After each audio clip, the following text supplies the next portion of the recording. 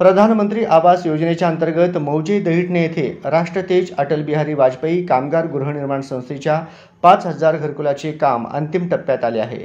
या 5,000 घरकुलांपैकी 1,000 घरकुलांचे हस्तांतरण लवकरच मुख्यमंत्री देवेंद्र फडणवीस यांच्या प्रमुख उपस्थितीत होणार असल्याचे माजी नगरसेवक डॉक्टर किरण देशमुख यांनी सांगितले।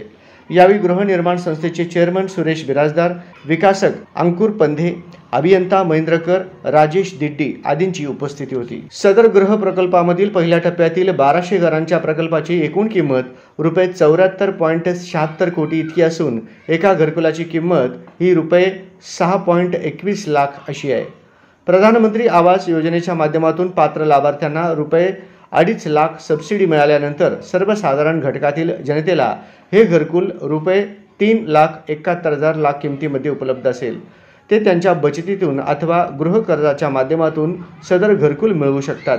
तसेच नोंदणीकृत व सक्रिय बांधकाम कामगार, महाराष्ट्र राज्य बांधकाम कामगार व इतर कल्याणकारी मंडळाकडून अतिरिक्त प्रत्येकी रुपये 2 लाखाच्या सबसिडीस पात्र ठरल्यास हे घरकुल त्या सभासदांना फक्त रुपये 1.71 लाख मध्ये उपलब्ध होते। तसेच मालकांनी विशेष प्रयत्न करून इतर कामगारांना घरकुलासाठी सोलापूर जनता बँकेकडून अत्यल्प व्याजदरामध्ये गृह कर्ज उपलब्ध करून सुलभ मासिक हप्त्यात परतफेडीची सुविधाही करून दिलेली आहे। नगरोत्थान योजनेच्या माध्यमातून विजयकुमार देशमुख यांनी सदर गृह प्रकल्पामध्ये रस्ते, ड्रेनेज, पिण्याच्या पाण्याची पाईपलाईन, इतर मूलभूत सोयी सुविधांसाठी मोठ्या प्रमाणात विकास निधी उपलब्ध करून दिला।